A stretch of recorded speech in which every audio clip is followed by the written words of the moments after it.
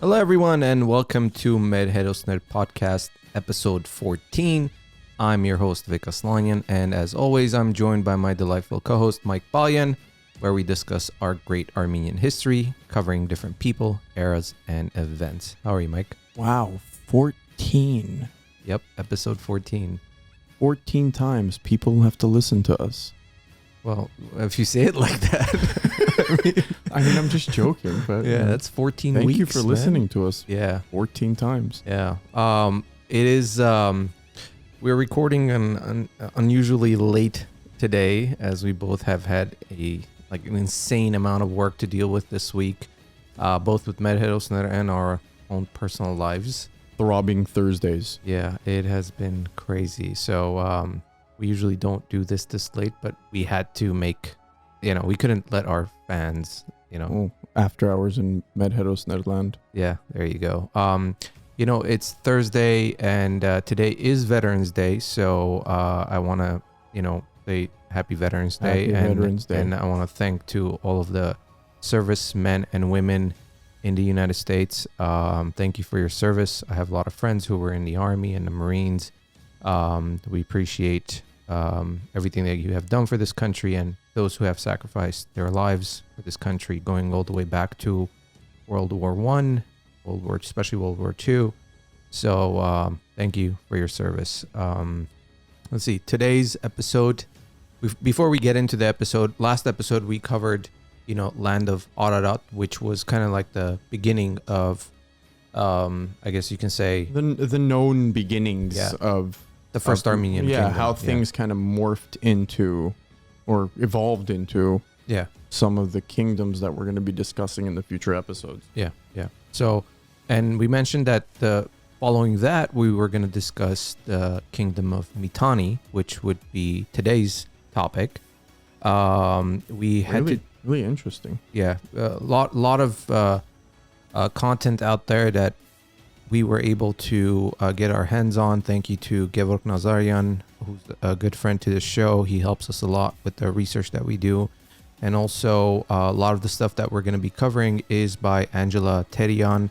So we've never met her, but, shout out to her. Thank you. If anybody knows Angela Terian, please thank her on her behalf, because she's written some really good articles on Mitani and some other stuff too. The Hurrians. The Hurrians, yeah. So most of the stuff we're going to be reading and discussing is from her and Gevork Nazarian's work. So, but before we start, I want to talk about, we revealed the final version of Vartan Mamikonian sculpture, and it has, first of all, it blew us away. Yeah. And I think the response we got from the post, both on Instagram and Facebook, has been amazing. That kind of rejuvenated people to start purchasing again. Yeah. We understand that when it's on pre-order, people tend to wait, see what's going to happen. But, us going back and forth and trying to do this the right way, we finally were able to get this piece come out the way it's supposed to be, the way we envisioned from day one. And it is actually marble. It's made of marble. Yeah. So the details, it looks, if you were to look at it, I think it's like if someone it's not chiseled. Not even looking at it. When I picked up my baby for the first time just a couple hours ago, I'm not going to lie. Wow. It's heavy, man. It's about 4 pounds. They did an unbelievable, I can't believe it's made out of marble. Yeah. So those of you who haven't seen it, go to our Instagram page at Mer Herosner and look at it. And those of you who haven't ordered it, go and order it, because this is something that we don't have that many spots. Like I said, we're going to do this only in limited amounts. We're not going to sell like 20,000 of them. So get your hands on it. Don't sleep on it. Go order it. It's only $200. I know a lot of people who spend $200 on stupid things here and there. So this is a collector piece. It comes with, a certificate of authentication, a digital version of it as well, where you scan it. It will give you a digital version, so it can't be stolen or transferred to somebody unless you want us to, and you allow it, and we'll make those changes. But anyways, just the piece itself is beautiful. It's part of history. and we have so much more coming. We are jumping on the Ashken ones to be hopefully produced soon as well. Yeah. And then the fourth piece, which we will showcase soon. And another thing I want to mention is we will soon be with the Wise Nuts podcast. I did have a conversation with them. Possibly next couple of weeks we'll be on their show, so we'll announce that. There's no definitive date on it yet, but definitely within the next couple of weeks it's going to happen. Yeah. And we'll definitely let you guys know how to watch. That is a live podcast. It's Monday nights at 7:30, so it's going to be a great show. And hopefully by that time, maybe we can feature the fourth piece. Yeah. Hopefully. So we'll see how things go. Yeah. But enough about this stuff. So we're going to go ahead and start today's episode, which is, again, Kingdom of Mitanni. Now, we want to first we want to look at it from a perspective of how or who or what the Kingdom of Mitanni is. If any of you have not heard of it, I'll be honest with you, I hadn't heard of it prior to this adventure of ours. Yeah. And then of course from episode 1, Dr. Von Setyan talking about it, we're mentioning it on a few occasions. Yeah. Kind of sparked my interest. I didn't really deep dive into it, but I kind of, what's this all about? Preceding all of the known kingdoms and monarchies that we know about in our historical narrative. Yeah. So it's an interesting lead into what we know moving forward. Yes. Yeah. And so we want to start with kind of where it was kind of looking at it from the Egyptian side, how they called Mitanni, So Egyptian sources actually call Mitanni Nehen, which usually pronounced as Nahdin, from the Assyro-Akkadian word for river. The name Mitanni is first found in the memoirs of the Syrian Wars, which was, I think, 1480 BC, somewhere around there, by the official astronomer and clockmaker Nahapet. I hope I'm pronouncing that right, who returned from the foreign country called Mitani at the time of Thutmose I. The expedition to Naharina, announced by Thutmose I at the beginning of his reign, may have actually taken place during the long previous reign of Amenhotep I. I do apologize if I'm butchering these names, but these are old school names. So, the Kingdom of Mitanni was a feudal state led by a warrior nobility of Armeno-Aryan origin who entered the region of Aram Nahdian, or Nairi, on the Orontes south of Mukis and Nia, and north of Aram during the 1700 BC as a vessel of the Hittites. The Armenian patriarch Aram corresponds to Aram Naharin, which is basically Aram of two rivers, the Tigris and Euphrates, which are the locations and alternative names of Mitanni. Eusebius, writing in the early 4th century, quoted fragments of Eupolemius, a now lost Jewish historian of the 2nd century BC, as saying that around the time of Abraham, the Armenians invaded Syrians. This corresponds to the arrival of Mitanni, since Abraham is traditionally assumed to have lived like around the 17th century BC. Yeah, look at that biblical tie, and ties to the Egyptians. Yeah. Right? Yeah. Very interesting. It's really cool that, like, we're kind of looking at Mitanni from another cultural side, which was the Egyptians, and then tying it with the Jewish historian, biblically, that this was the area that Mitanni was kind of took place, Yeah, it's interesting how there's so much tie-in to tie-ins to that part of the world, especially that far down south, going into like the northeastern part of Africa, right? To get a better picture of Mitanni, obviously there's a podcast, we can't visually show it, but if you guys go there and not go there, but go to Google, don't go to Mitanni, it's not there anymore. I booked my flight for next week. Go to Google and Google Mitanni, like the map. You'll kind of have an idea of where it is, which actually kind of goes down towards Syria and Palestine. So it more or less covered like the northern part of Syria, northeastern part of Syria, a lot of Iraq and some of Western Iran, almost down to the Persian Gulf. Yeah, and if you can visualize Palestine as well, and then, Yeah, and eventually- some part of Western Armenia eventually, as as well. we're going to Yeah. talk about, they kind of Yeah. swept a little further south. Yeah, yeah, Right? of course. So, in the 33rd year of his reign, while he was in the Armenian highlands in 1446 BC, Thutmose III of Egypt referred to the people of Armenia, or Armenians, as Ermenen, Yeah. and said in their land, and I quote, "Heaven rests upon its four pillars." Wow. It's an interesting way to put it, huh? Yeah.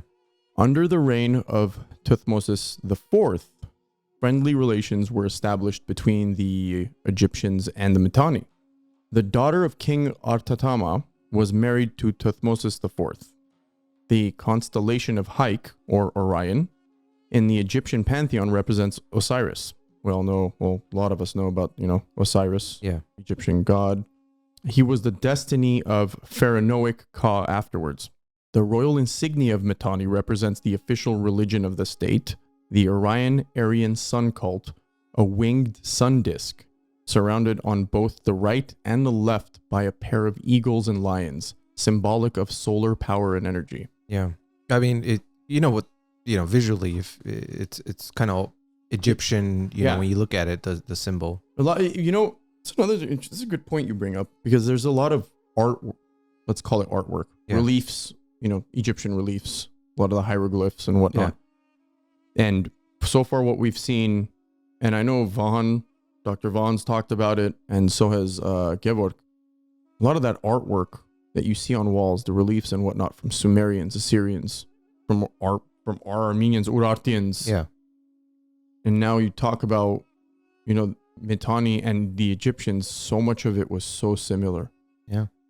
Makes you wonder. I mean, because they traveled back and forth, I'm sure it was. There's influence. Sure. There's influence from but one. But one it makes you wonder whenever we talk about astrology. Last episode we talked about Metzamor. Yeah. And a lot of the depictions very similar to what was going on down south with the Egyptians. Of course, yeah. A lot of it very, very similar, and they more or less, the theory is that they may have actually gained that influence from the people that inhabited the Armenian highlands. Yeah, yeah.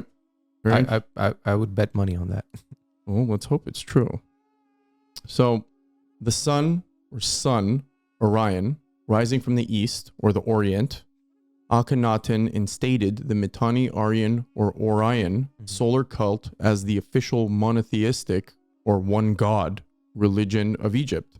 The Armenian Orion cult, based in and around the sacred Mitani city of Urhai, or otherwise known as Orion, was the sacred religion guarded by the high priest Egyptian kings, going back to the ages of recorded history. This symbolism was also adopted by the Egyptian pharaohs, hence the winged sun disk. As if you've ever looked at any Egyptian hieroglyphs, it's all over the place. Yeah, of course. And the ba bird, connected with Ban, as the symbol of the immortal soul that flew to the astral heaven, represented by the hawk or the eagle, headed as Horus, or the god of Horus. I think that's the one that looks like has the weird eagle's beak. Yeah, the eagle, right. Yeah. Or Arev, the eventual journey to the invisible sun. Well, at the height of its power, during 1400 BC, it had outposts centered around the capital, Bachukani, which its location has been determined by archaeologists to be one of the headwaters of the Kabur. Their sphere of influence is shown in Mitani place names, personal names, and the spread through Syria of the distinct pottery type. The association of this pottery with the Kura Areksa culture has been found. The Mitani are regarded by many historians as the ancestors of the modern-day Armenians. There you go. It's amazing how far this all dates back. I mean, I'm still blown away sometimes. Yeah. Right? Because there's so much that I didn't, like I said earlier, so much I didn't know. And when you link these up to so many of the more, I don't want to call them important. Yeah. But like the more prominent, that's a good word, prominent cultures and civilizations from 5,000-6,000 years ago, let's say, right? At least in our written history or known history. Yeah. How were we not mentioned? Well, again, we mentioned this many times. It's a rhetorical question. Yeah, we can get into this all the time, but it's unbelievable to me. It's not that it was obviously it wasn't mentioned, but now with the archaeologists and everything that has been happening, I think the past 30 years, it has been brought to light, and but the information's there. Of course, it's just not being brought to the surface. Yeah. Well, there's other forces behind that. Sure. So yeah. And I mean, look, that's why we're doing what we're doing. Yeah. But I'm just shocked at how much of a tie-in we did have with these people, and we were not a minor piece of the puzzle. Yeah. We were not. Well, there's no question that the Hurrian and Araratian, which is Urartian languages, were very similar. And some have used this evidence that the Hurrian Armenian tribes had origins in the Urartu, Ararat area, in around Lake Van before migrated to the southwestern Armenia. Again, Lake Van, everything around Lake Van. We mentioned this last week as well. Yeah. The Hurrian time frame in Syria, which is southwestern historic Armenia, the area that the Hurri-Mitani kingdom of Armenia was present, which was 2300 to 1200 BC, predates the time frame of Urartu in eastern Armenia, which was 1000 to 585 BC. It is more often considered likely that Armenians of Urartu had origins there and fled from the southwestern Armenian highlands into the eastern part of Armenia after the Hittites and Assyrians conquered the region. Chronologically, the Urartian language seems to be continuation of the Hurrian dialects and not the other way around. Yeah, you would kind of assume that it was, I mean, based on some of the things that that's a little bit more of a spark to look into, right? Yeah. Because we've talked about, we've covered how the Urartians during the days of the Kingdom of Van or Ararat or whatever, however we want to refer to it as, had developed their own version of Sumerian text, and that's what spread like wildfire according to to our research and what's known in that region. The episode we did with the linguistics with Vahan, we covered this. So if you haven't listened to that episode, please go back. I think it was episode 10. I believe so. Yes. Yeah. So but it's interesting based off of what you just told us that it's possibly it even dates back further. Yeah. Right. So now we're gonna kind of from here we're gonna go and start covering about the Mitani and as a state and an ancient state of Armenia, cultural center and whatnot. Yeah. In the 14th and 15th centuries BC, the kings and nobles of the Hurri Armenian tribe of Mitani, living in the south of the Armenian highlands between Lake Van and the Zagros Mountains. The Zagros Mountains, by the way, are in Iran. Yeah. They are on the western side of Iran, close to Shiraz. If anyone knows Iran's map, it's actually really close to Shiraz. It's pretty far down south, like way south than Tehran. Very close to the Persian Gulf. That's a big area. Yeah, it's a massive area. Dude, Iran's from Lake Van to Zagros. Iran's a big country. No, I'm just talking about the distance. Distance. That's a huge area to cover.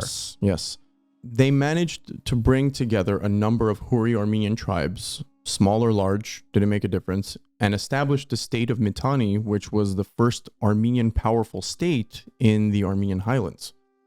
The kings of Mitani struggled, but had success against two powerful states of the ancient world, Egyptians and the Hittites. Of course. Yeah.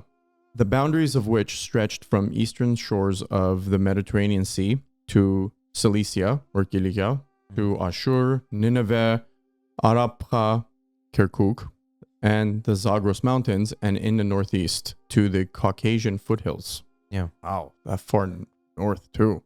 The powerful Mitani had a central position in Western Asia. Mitani had taken under its control all the trade routes binding the eastern offshore regions of the Mediterranean Sea with Mesopotamia, Zagros, and Pontus. Remember Pontus? Yeah. Our good friend Mithridates. Say that again. Say that 10 times. Mithridates. I can say it 10 times. I like that guy. He's a good guy. Mitani controlled the region of the sources of the Tigris and Euphrates rivers, as well as rich and blossoming cities of North Syria, which were populated mainly by the Hurrians and became rich mainly due to the Hurries, Yeah. who were the better known as the Hurrians. Yeah. Hurrians. Yeah. Yeah. I mean, again, that's that's a huge area to control and be successful at what they're doing. So Yeah, absolutely. And yeah. Now, according to archaeological excavations carried out during the 19th to the 20th century in Western Asia and in the Armenian highland, cultures that were established are known by the names of the Konya lowland, Neolithic, Half Hassun, later as they were known as the Sumerian, Shengavitian, or Kura Arax, and so on. The homeland of these cultures is northern Mesopotamia. At the source of these cultures and civilizations that were indigenous of the Armenian highland, the Hurries, basically High Armenians. Yeah. The state and state formation founded by the indigenous High Armenians of the Armenian highland have ancient history, and during millennia many tribes and peoples appeared by their neighborhood, which was used different names concerning our country and people. For example, Sumerians, the settlement of the Hurries, the south parts of the Armenian highland and northern Mesopotamia called Subit. Akkadians, Subaru, Subari, Subartu, or Shubartu. And that's so many variations. wow. Yeah. I mean, can you imagine? And obviously that has to do with so many different cultures being close to everybody pronounced it differently, Yeah. Egyptians called Hurries by the name of Harv, which is actually It's spelled It's- H''RW. Yeah. I dare you to say that correctly. But- any of you. yeah, but it's actually pronounced Karu or Kuru, Interesting, huh? You got me there. Yeah. They also use the names Nehrinj, Nakarina, Nakarini, Mitani, and Mitani. I guess it was. I'm sorry. It's Maitani and Mitani. Words that don't have vowels make me very uncomfortable. Yeah, I know.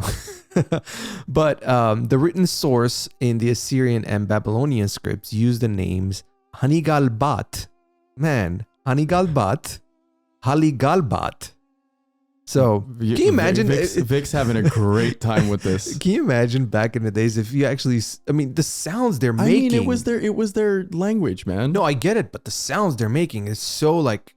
Try saying Haligalbat all the time. You just nailed it. Yeah, I know. I You did. had trouble reading it, but you just said it naturally. See, There you go. Hanigalbat. Well, it's let it flow, man. Let it flow. The ancient DNA kicked Yeah. in. The Hittites used the name Huri or Hural, and the Hurri kings called themselves Huri and the state of Mitani. The cuneiform group Hu-U-Ur. Okay, so check that out. Hu-U-Ur. Researchers on the ancient inscriptions read as Har, others read it as Hur. I mean, Yeah, it's crazy. I mean, look, it makes sense. And we're gonna get into that in a little bit. Is like we talked about in I believe it was the past episode or the episode before where I know we've talked about Ar or Ur, right? Ararat or Urarat, right? Like it. There was. But here's the cool part. The research connects the form of Har with the name Aryans and the language of the Hurris considered as the old Aryan language. Later, in the text found in the capital of the Hittites, Hattusas, the form Urlili was read as Uri. What you said right now, was actually rejected. How dare they? How dare they? The viewpoint which was accepted was that the Hurrians were Aryans. In the scientific world, the form Hurri was accepted.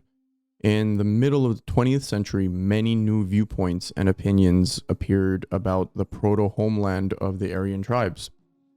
The theory, considering the Armenian highland and the neighboring territories as the homeland of the ancestors of the Indo-Europeans, was scientifically put into circulation.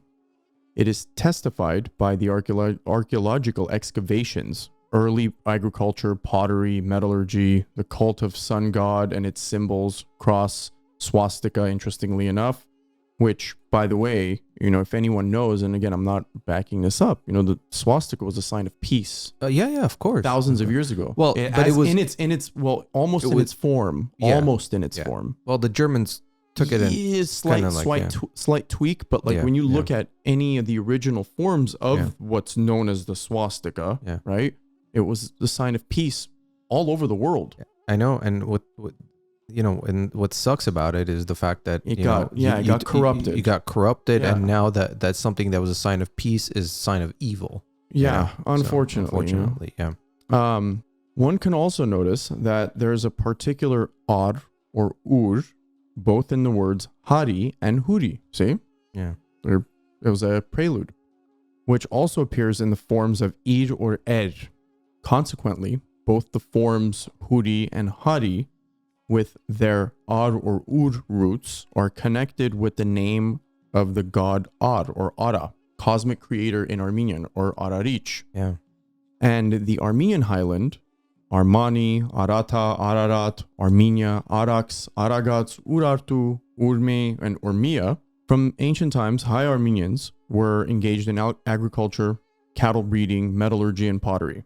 It is accepted that these cultural elements created by human beings are the basis of early civilization.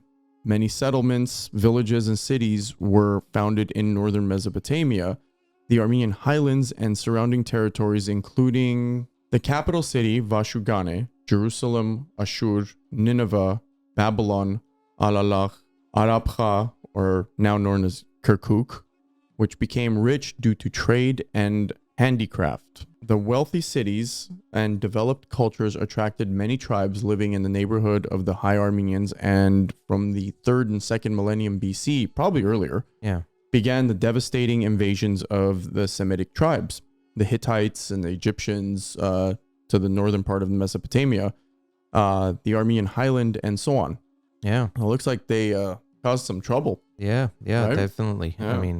I mean, hey, it's the price of gaining more territory and resources. Of course, and it comes with that's what I was actually kind of took what I was going to say, took the words out of my mouth. That having such a vast area to cover land, and it's hard to control it, man. People talk about land. There's always that thirst to have more land, but people forget that you need to be able to control that land. Well, that and bigger. It's it seems like a lot of these ancient worlds or ancient civilizations, the bigger they got, the bigger target they painted upon themselves. Of course, right? Now, in the beginning of the 2nd millennium BC, two aggressive states, the Hittites and the Egyptians, in the neighborhood of the Huris, began realization of the expansionist policy. And in order to resist these two hostile states, the Huris had to unite and establish a powerful state. This project was successfully implemented by the Mitani kings. Before the unification of the tribes of Huri and the formation of the state of Mitani, the Hittites' texts inform about the military union of the Hurrian kings. During the struggle against Hittites, the king of Mitani managed to lead the king of Hurrian warriors and the countries of the kings of the Hurrian tribes. So they kind of basically bound together because they realized that, they were dealing with such a big force. You're talking about the Hittites and the Egyptians, especially the Egyptians. They were brutal. They were brutal, man. So it was kind of unification to battle them. Now, owning the military political situation, the military alliance of the United Tribes was followed by their political and economic unification. Now they start saying, okay, well, we're connected with the force. Let's get the diplomacy involved, According to the written sources, the first king of Mitani was Shutarana I, the end of the 16th century BC, the son of Kirta. Interesting, huh?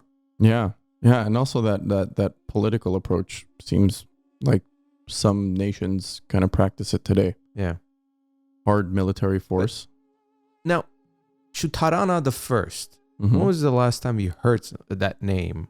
Shutarna? No, I'm just saying, that's the thing. It's never there. It's never, who would have thought about, the first king of Mitani,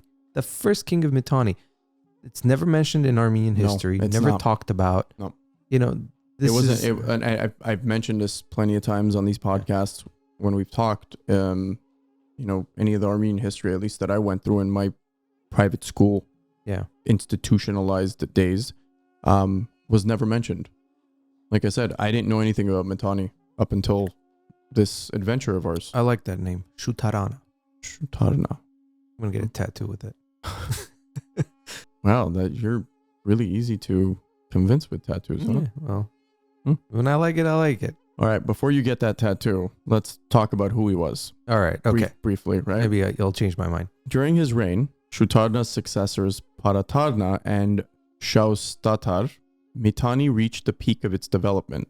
Under Shuashtatar, Mitani became one of the most powerful states of Western Asia. There you go. I'm getting a tattoo. Okay. I'm holding you to this. And so all of you guys should. All of you Can you guys imagine I walk in the house that says, Blow us up. Shutarana. blow us up, spam us with emails until Vic gets this tattoo. Yeah, Shutarana the first. Yes. Not only that, Wait. I will get it if you make a sculpture of him. find me selfies.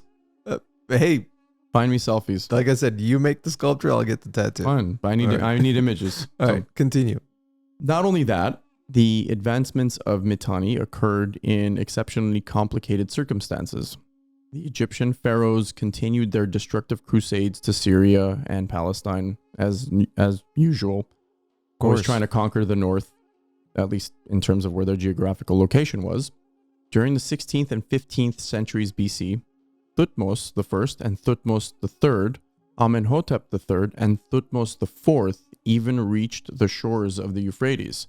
They went pretty far north. I think Thutmose was a very popular name back then because there was a lot of them. Well, I mean, it has to be some sort of dynasty, right? So they named, Thutmose. we did the same thing. We have a lot of, I know, I'm just saying. Names, It was a popular name, Yeah. Thutmose. They went all the way up to like the 5th or something like that. well, yeah. I just thought I'd mention that. Louis, there were a lot of Louis in French history. Louis or Louise? Louis. Louis. The continuous assaults from the Egyptians show that the Hurrians were able to effectively defend their kingdom. Eventually, Egyptians and Hurrians came to an agreement during the reign of Thutmose IV. Again, that resiliency. Yeah. It's like it's in our blood. Yeah. Right? It's like, okay, fine. We give up. It's truce.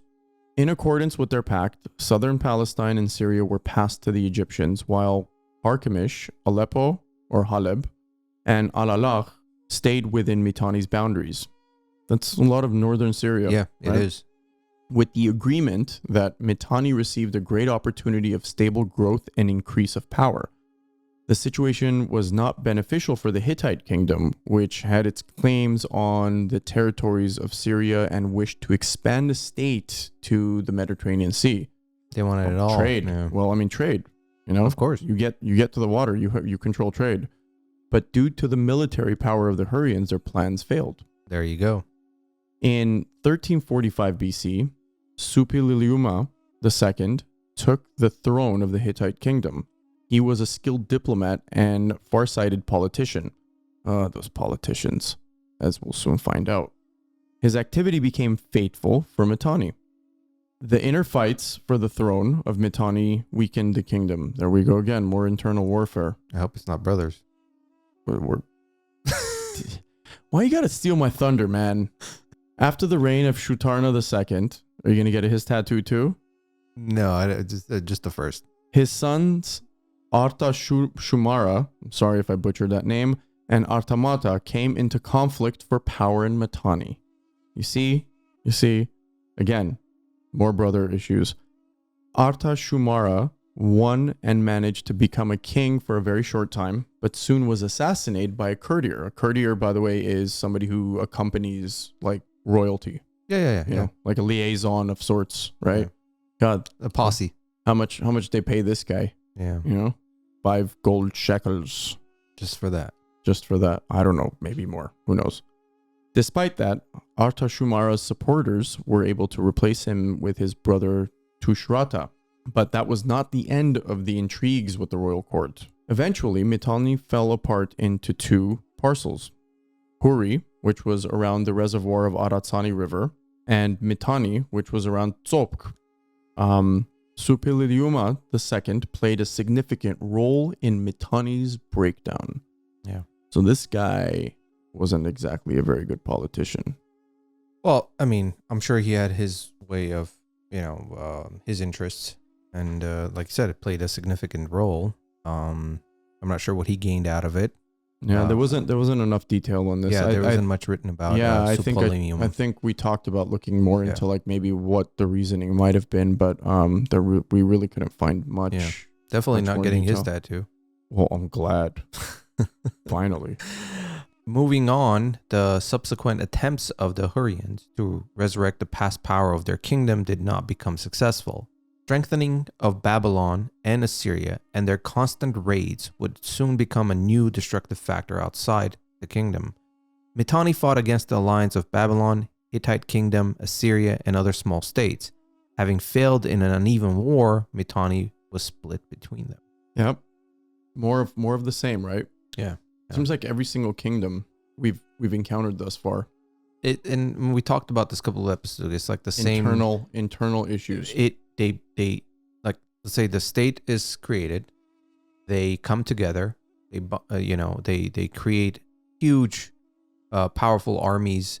They have a great economy. Everybody's expand. They expand. Everybody's doing great. And then the minute there's an outside force coming in, somehow there's some political thing getting involved. Brothers, for some reason, I don't know what the hell is wrong with this brother thing, that every kingdom we've talked about, there's something happening in there with two brothers, either going after the father or between them, splitting kingdoms. It's just a power grab. So it's all a power grab. It's unfortunate. It's unfortunate that, and it seems like the same, DNA has followed through to the current. Well, I mean, situation. It happens across all cultures. Now, according to the notes of Assyrian kings Shalmaneser the First, Tuklit Ninurat the First, say that a few times, and Tiglath-Pileser. We've talked about him actually. Tiglath-Pileser the First. He's the one. He's the one that pushed. Which episode was that? It was the Urartu episode. That's right. He was the one that succeeded against kind of taking over. It was the beginning of the fall of the kingdom of Urartu, and he was actually the guy that led the charge and succeeded. We've actually talked about him. Tiglath-Pileser the First. So him and other rulers, Hurrians, attempted to rebel, basically, so the invaders had to be on a constant alert, basically. So eventually, in the middle of the 13th century BC, Mitani ceased to exist. The inflow of the Semitic tribes to the southern Armenian highlands, the eastern areas of the Mediterranean coast, Palestine, Syria, and other territories, which had started around the 3rd millennium BC, became especially active after the fall of Mitani. Yeah, looks like that guy Tiglath-Pileser has been involved in a few tussles with our people. But wait a minute, when you're talking about him, how does that time frame wise work with Urartu?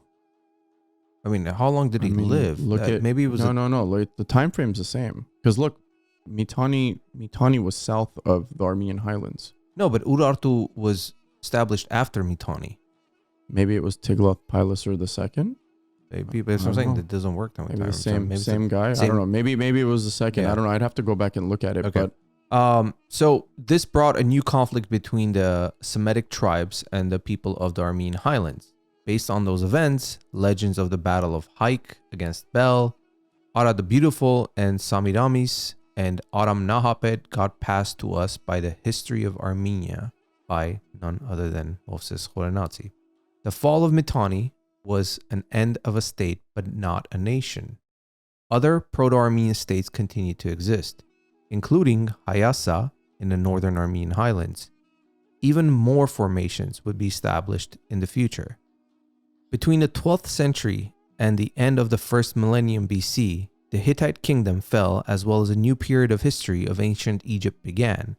As for Mitani, it received a new continuation in the form of its successor, the kingdom of Van, or, as the more commonly name we all know, Urartu. Yeah, so I guess maybe it was Tiglath-Pileser. Okay, so my apologies. Might have been his successor.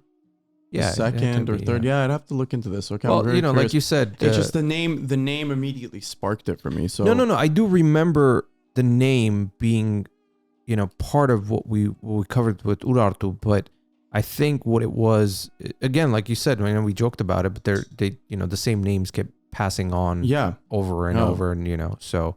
The first, the second, third. So it had to, because if you talk about the time frame, the time frame doesn't match up. But you're talking about what, another 500 years possibly before the fall of Urartu. So that's a big thing. So it's interesting that they use that name over and over again. Yeah.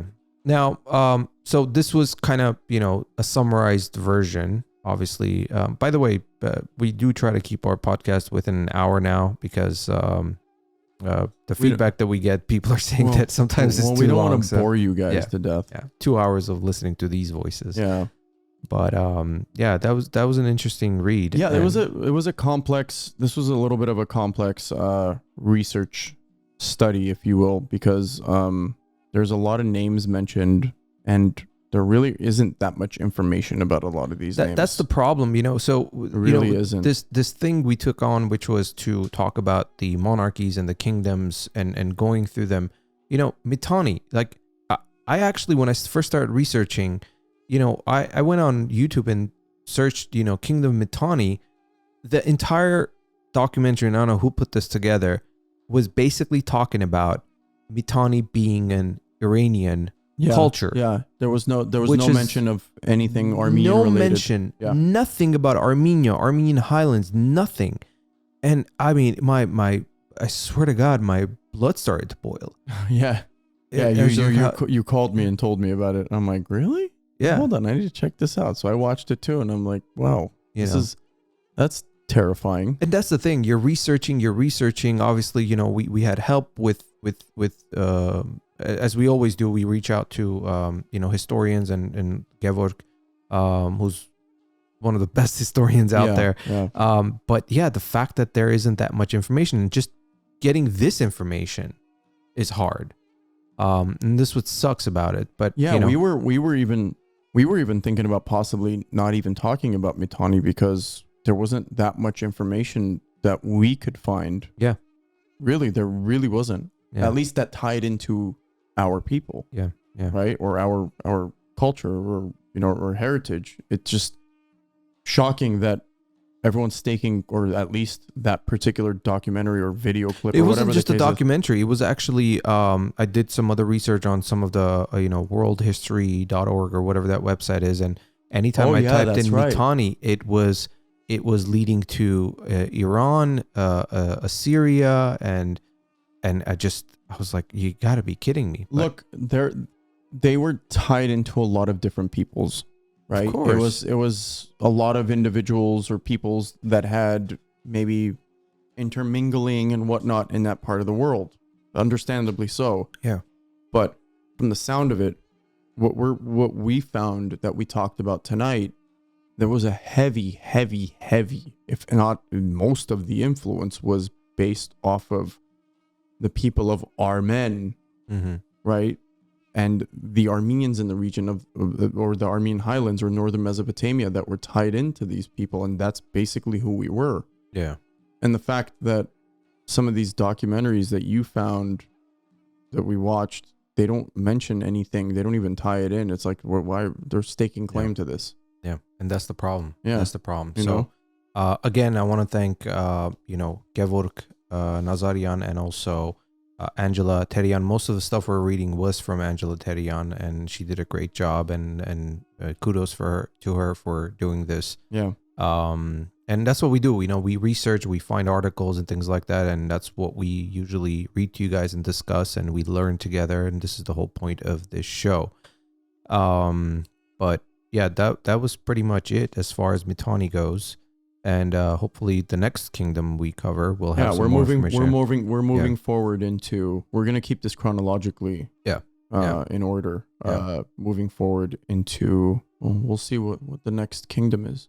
Yeah, we won't mention it right now. Yeah, well, we've already talked about Urartu, which would technically be next. Next, yeah. So we're gonna skip that. We're gonna go after that, and then so with the one after Urartu. I believe it might be the Orontids. I believe. Yeah. Well, that was the other thing. We were trying to find more information out there because we want to have enough content to be able to present this the right way and also be able to fill in an hour of conversation. Yeah. So, but besides that, again, I want to mention about the Vartan piece. Please, everybody, go and order it. I want to mention. I know we haven't mentioned it, but a small proceed, $30 from the purchase, is going to miasin.org. Yeah. And the same thing with Tigran. We're gonna have some more Tigran pieces coming back, and they will be available for sale as well. We're currently on the way to manufacturing. Yeah. So those will be available. They'll be back on order again. I know it's sold out right now.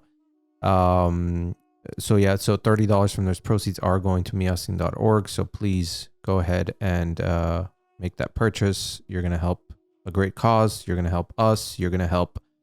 You're going to have an amazing piece with you, something historic, from our culture. I want one too. Yeah. The funny thing is you and I still don't have one. Nope. How does that work? Nope. I don't know. I don't even have the 3D prints because I send them out to manufacturers. Yeah. And Ashken, please, Ashken.